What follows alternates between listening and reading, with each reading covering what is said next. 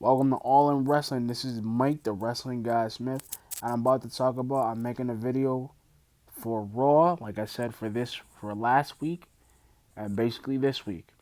So it's gonna be a two-part Raw review, like I'm doing right now. First thing I want to talk about is the Seth Rollins promo. Like I said, Seth Rollins is right. Seth Rollins is right. The promo thing that he said about Baron Corbin being the most worst GM in the world is right. Because you know what? He's right. We have a universal champion, right? That doesn't do anything. And the last time he's been in a match, let's go on the way back machine, was 2002, which was 16 years. He shows up, take a paycheck, and goes back home and sits home. See, that's why I think what all the wrestling YouTubers are doing, like, we don't have a universal champion. We don't. And we had a good one with Seth. He could have defended the title. We probably would have seen matches we've never seen before. And that was the thing that pissed me off with the Intercontinental thing, the open challenge. Like, if he had the Universal title, it would have made sense. Because everybody would be challenging.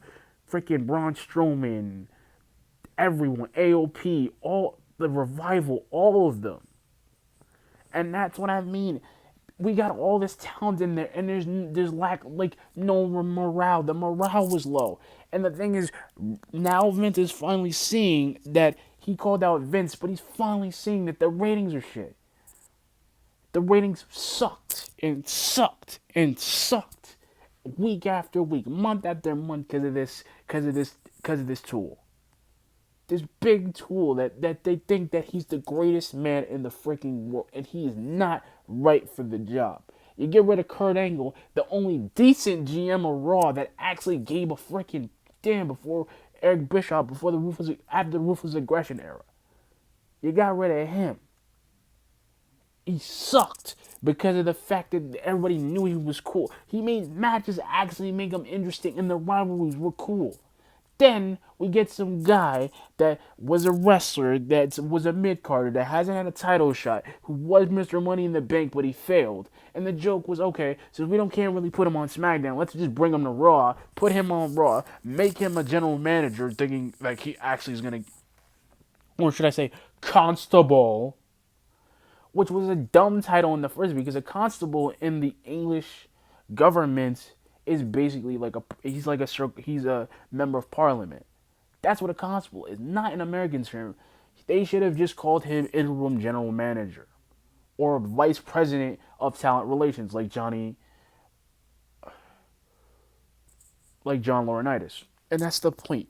Like, we get guys, and that's the thing. We get dudes that are not getting pushed. We get freaking Finn Balor, who could have got a title shot if this dude wasn't trying to make everybody's life a living hell. And that's what I mean. Raw is consistently dropped the fucking ball because they don't know what to do. And you know what? And Vince is finally gonna come out to TLC to see what the fuck happens. Like, dude, have you seen your creation, your big creation that you created 20, 30 years ago? Made it Attitude Era and made this thing the best show on the planet. So every wrestling fan from 15 to 20 to 20 to 80 that knows about the game, that knows about the wrestling industry.